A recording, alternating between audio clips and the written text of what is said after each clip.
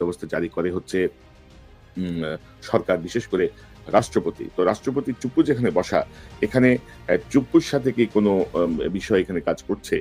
মানে আমার একটু সন্দেহ হচ্ছে। কারণ সেনাবাহিনী তো আসলে জরুরি অবস্থা জারি করতে পারে না। সেনাবাহিনী ক্ষমতা দখল করতে পারে, সেনা শাসন জারি করতে পারে সকল কিছু বন্ধ করে দিয়ে। কিন্তু সেক্ষেত্রে কি চুপ্পুর গোপন সিগনালে এই জাতীয় কোনো প্রস্তুতি নেয়া হচ্ছে? বিষয়টা এমন না যে সেনাপ্রধান দেশকে ভালোবেসে মায়ায় মমতায় আপ্লুত হয়ে সেই দিন গুলি করে নাই। মাইনকাচি পায়ে পড়ে ওই দিক দিয়ে ভারতের আদেশ পালন করেছে হাসিনাকে পালাতে দেওয়ার জন্য। কারণ হাসিনা হচ্ছে রয়ের অ্যাসেট, এটাকে বুঝতে হবে বাংলাদেশের সাধারণ মানুষকে। দর্শক, এবার কি তাহলে সেনাপ্রধান ওয়াকারুজ্জামান এবং রাষ্ট্রপতি শাহাবুদ্দিন চুপ্পু মিলে দেশে কি জরুরি অবস্থা চালু করতে যাচ্ছে? অবশেষে কি বেরিয়ে আসলো সেনাপ্রধানের আসল রূপ? দর্শক, এর সবকিছু বিস্তারিত জানতে পারবেন এই ভিডিওটির মাধ্যমে। তাই ভিডিওটি না টেনে একটি লাইক দিয়ে দেখতে থাকুন সম্পূর্ণ ভিডিওটি।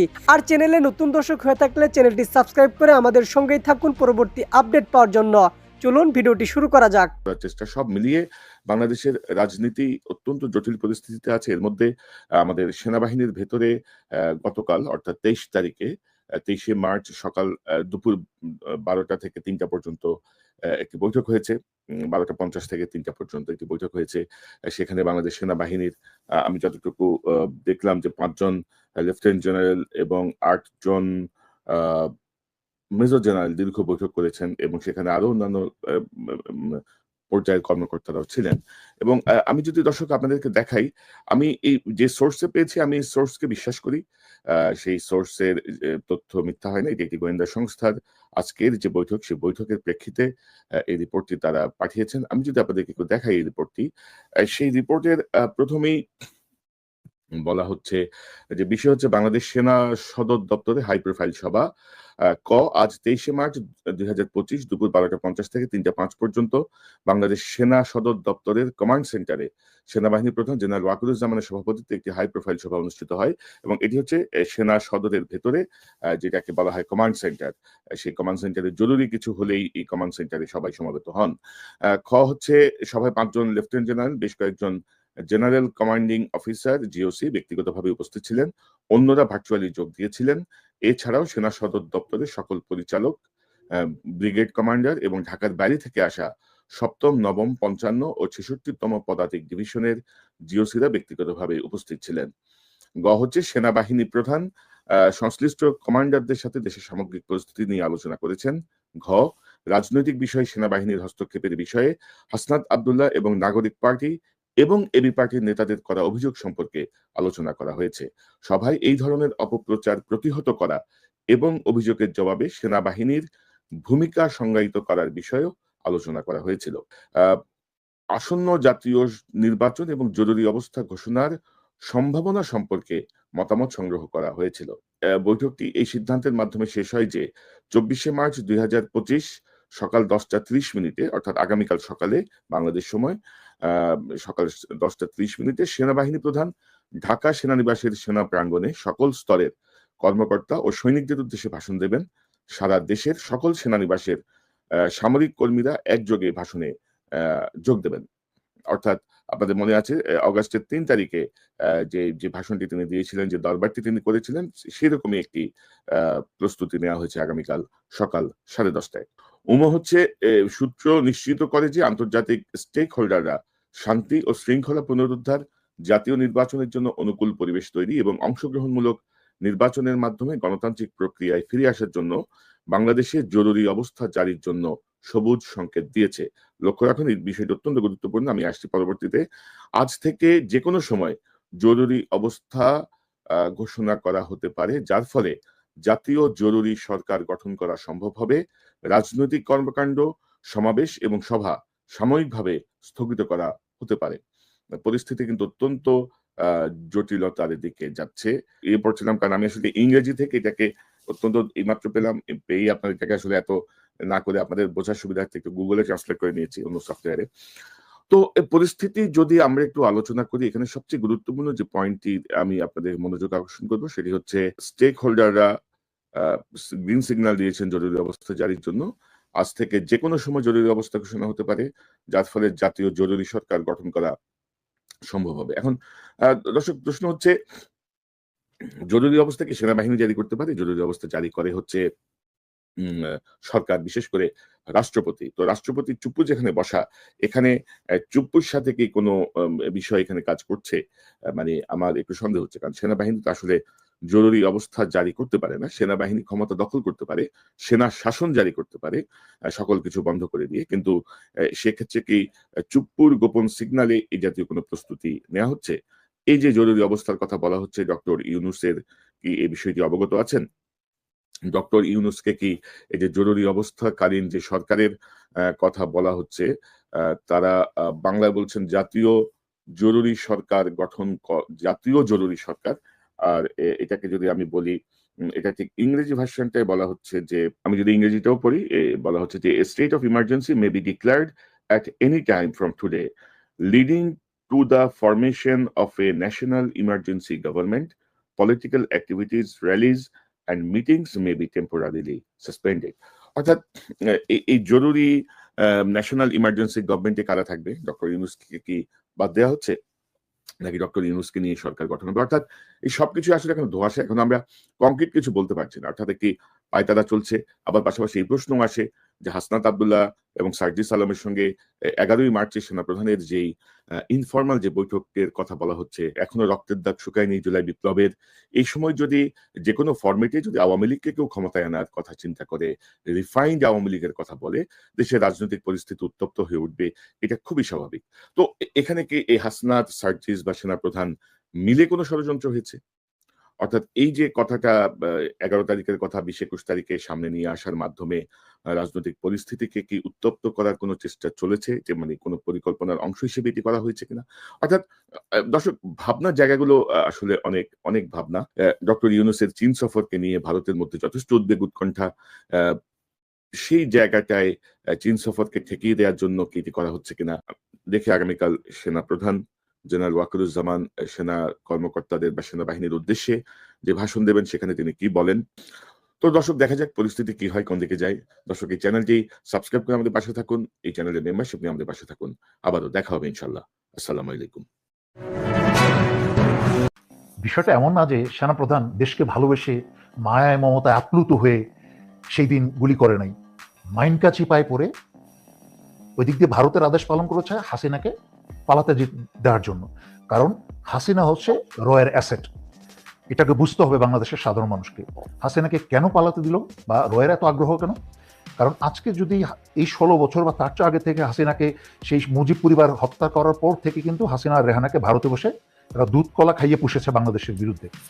এবং এদেরকে যদি আজকে দুধ কলা খাইয়ে পুষে যদি বাংলাদেশের বিরুদ্ধে নিয়োগ করেছে, এত বছর বাংলাদেশে এত ক্ষতি করেছে, এখানে যদি ভারত শেষ মুহূর্তে যদি হাসিনাকে প্রোটেকশন না দেয়, তাহলে বাংলাদেশে আর কোনো দ্বিতীয় ব্যক্তিকে বাংলাদেশের বিরুদ্ধে দেশদ্রোহী হিসেবে হাসিনার জায়গায় আরেকটা তৈরি করা যাবে না। আরেকটা হাসিনা, আর একটা অসভ্য পুরুষ বা নারীকে তৈরি করা যাবে না। সেই কারণেই ভারত তার নিজস্ব স্বার্থেই হাসিনাকে প্রোটেকশন দিয়েছে। আর সেনাপ্রধান জাস্ট ভারতের আজ্ঞাবহ এবং ওই দিক দিয়ে জাতিসংঘের হুঁশিয়ারি সবকিছু মিলেই কিন্তু উনি মাইনকা চিপা পড়েই। আর কারণ আরেকটা জিনিস বুঝতে হবে, মাইনকা চিপাই পড়ে কাজ করেছে। আমি তখন জেনারেল ওয়াকারের উদ্দেশ্যে আমি বলেছিলাম, যদি 24 ঘন্টার মাঝখানে শেখ হাসিনা পদত্যাগ না করে, তাহলে ক্যান্টনমেন্টের ভিতরে কিন্তু সেনানিবাসে আক্রমণ করবে। যখন আপনাদের বউ বাচ্চা নিয়ে যদি জ্বলন্ত গাড়ির ভিতরে জ্বলন্ত কিছু দুর্ঘটনা ঘটে, তার জন্য কিন্তু এই জাতি দায়ী থাকবে না। তখন 13 ঘন্টার মাঝখানে কিন্তু স্বৈরাচারী শেখ হাসিনা পালায়। তার মানে কোনো কিছুই কিন্তু জেনারেল ওয়াকার দেশের ভালোবাসায়, দেশপ্রেমে, প্রফেশনালিজমে করে নেই।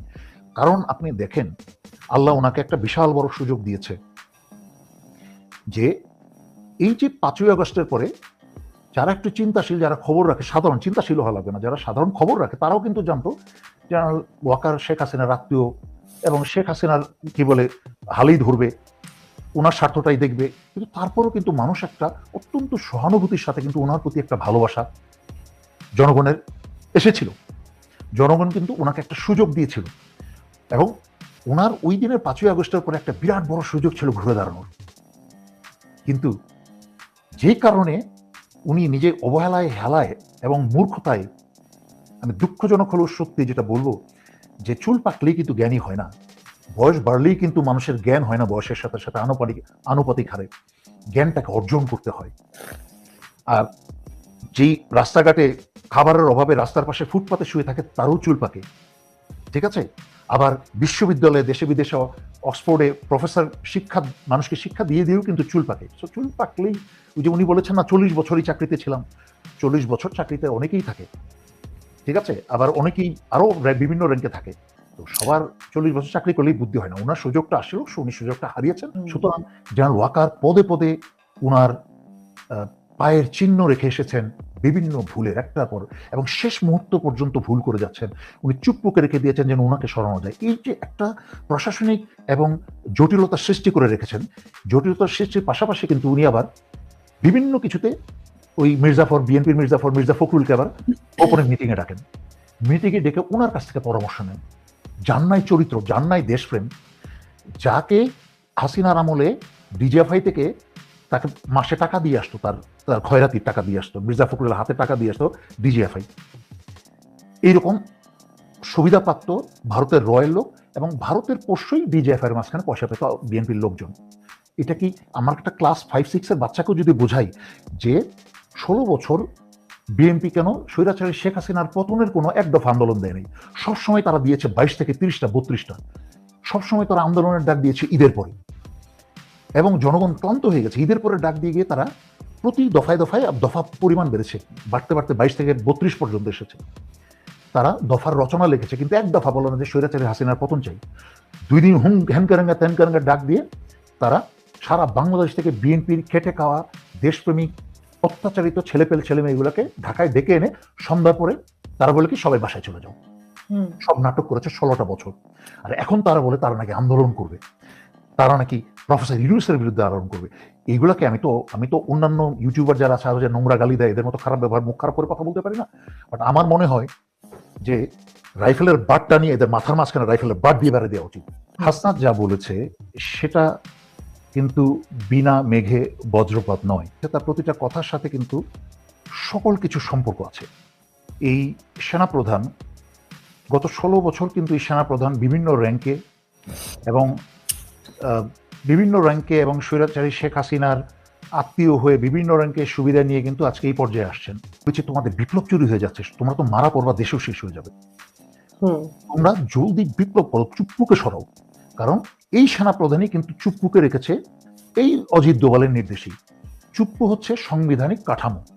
যেই চুপ্পু থাকলে, যেই প্রেসিডেন্টের স্বাক্ষর ছাড়া কোনো সরকারি চাকরিজীবীর কোনো চাকরি যায় না, নিয়োগও হয় না, চাকরি যায়ও না। ফার্স্ট ক্লাস গ্যাজেটেড অফিসারদের কিন্তু চাকরি খেতে হলে, যদি প্রফেসর ইউনূস মাননীয় প্রধান উপদেষ্টা উনি যদি সেনাপ্রধানকে বিতাড়িত করতে চায়, চাকরি থেকে বরখাস্ত করতে চায় বা অবসরে পাঠাতে চায়, তাহলে কিন্তু চূড়ান্ত স্বাক্ষরটা লাগবে কিন্তু প্রেসিডেন্টের। ওই অঙ্কটার জন্য কিন্তু চুপ্পুকে বসিয়ে রাখা হয়েছে ওইখানে, এবং সেনাপ্রধান যেন নিজের জায়গায় বসে থাকতে পারেন, এবং সেনাপ্রধান নিজের জায়গায় যেন বসে থাকতে পারেন, এটা কিন্তু ওনার ব্যক্তিগত ইচ্ছা না, এটা কিন্তু ওই অজিত দোভালের পরিকল্পনা, ভারতের পরিকল্পনা। কারণ সেনাপ্রধান নিজের জায়গায় থাকলে পরে ভারতের এবং স্বৈরাচারী শেখ হাসিনার পুরো যে অবকাঠামোটা সেটা অটুট থাকে। যার কারণেই কিন্তু আজকে প্রধান উপদেষ্টা প্রফেসর ইউনূস বিশ্ববরেণ্য ব্যক্তি হওয়ার পরেও কিন্তু উন্মুক্ত, প্রমাণিত, সমগ্র জাতির সামনে আন্তর্জাতিকভাবে প্রমাণিত যত আয়নাঘরের খুনি আছে, ডিজিএফআইয়ের প্রধানরা এবং চোর, বদমাশ, গুন্ডা, সকল লেভেলের ক্রিমিনালরা কিন্তু যার যার জায়গায় বসে আছে, এবং তার সেনানিবাসের ভিতরে বসে আছে। এই যে যত কিছু হচ্ছে, আমি শুরু থেকে 5ই আগস্টের পর থেকে চিৎকার করে বলেছি, আমি হাসনাত, সার্জিস, বিশেষ করে সার্জিসের সাথে ফোনে যোগাযোগ করে, ওর সাথে টেক্সট পাঠিয়ে, ও আমাকে বলেছে ভাইয়া আপনি আমাকে ভয়েস মেল পাঠিয়ে দেন, আমি দেখে নেব, খুব ব্যস্ত। কিন্তু ওরা বাচ্চা ছেলে, তোরা বুঝতে পারেনি আসলে ওই মুহূর্তটার গুরুত্বটা কতটুকু ছিল, যার কারণেই কিন্তু গত 7 মাস বা এত মাস ধরে আমরা সাফার করছি। সেই সময় যদি বিপ্লবী সরকার গঠন হতো, সার্জিসরা যদি অন্যদিকে মনোযোগ না দিয়ে, যেই ভাইয়াটা এতদিন ধরে কথা বলছে এবং সবার আগে মিডিয়া যুদ্ধ শুরু করেছে বাংলাদেশে স্বৈরাচারী শেখ হাসিনার বিরুদ্ধে, একটু গুরুত্ব দিয়ে শুনতো, তাহলে কিন্তু আজকেই পরিবেশ হয় না। তখন আমি ভয়েস মেল পাঠিয়েছি, অহংকার করি নাই যে আমি ছোট, আমরা একটা টিম হিসাবে কাজ করেছি, আমি মেসেজ পাঠিয়েছি, ভয়েস মেল পাঠিয়েছি, যেটাই কাজ করি, যেটাই কাজে লাগে। সোজা কথা হচ্ছে যে 16 বছরে ওনার বিভিন্ন ভূমিকার কথা যদি বাদেই দিই, শুধু 5ই আগস্ট থেকে ধরি, কি করে ছাত্রদের এই বিপ্লবকে ছিনিয়ে নিয়ে আসিফ নজরুলকে দিয়ে তড়িঘড়ি করে সরকার গঠন করা, 2-3টা ছাত্র নেতাকে নিয়ে সংবিধানের অধীনে, কোনো কিছুই কিন্তু পরিকল্পনার বাইরে হয়নি। আপনাকে বুঝতে হবে বিপ্লব মানে হচ্ছে সব কিছুই মানে জাত অবস্থা, কোনো কিছুই শৃঙ্খলার মধ্যে না, কোনো কিছুই নিয়ন্ত্রণের মধ্যে না, সেটার নাম হচ্ছে বিপ্লব। কেউ কারোর কথা শুনছে না, কি হচ্ছে কেউ জানে না। তার মাঝখানে অত্যন্ত পরিকল্পিতভাবে যখনই স্বৈরাচারী শেখ হাসিনা একদিকে অজিত দোভালের নির্দেশে সেনাপ্রধান স্বৈরাচারী শেখ হাসিনাকে সেফ এক্সিট দিচ্ছে বাংলাদেশ থেকে, এবং ঠিক তখনই আসিফ নজরুল এই চতুর চালাক শেয়ালটা সে আবার ছাত্রনেতাদেরকে তড়িঘড়ি করে। দর্শক, সম্পূর্ণ ভিডিওটি দেখলেন, আশা করি বিষয়টি বুঝতে পেরেছেন। এ নিয়ে আপনার গুরুত্বপূর্ণ মন্তব্যটি অবশ্যই কমেন্ট বক্সে জানিয়ে দিবেন। ধন্যবাদ।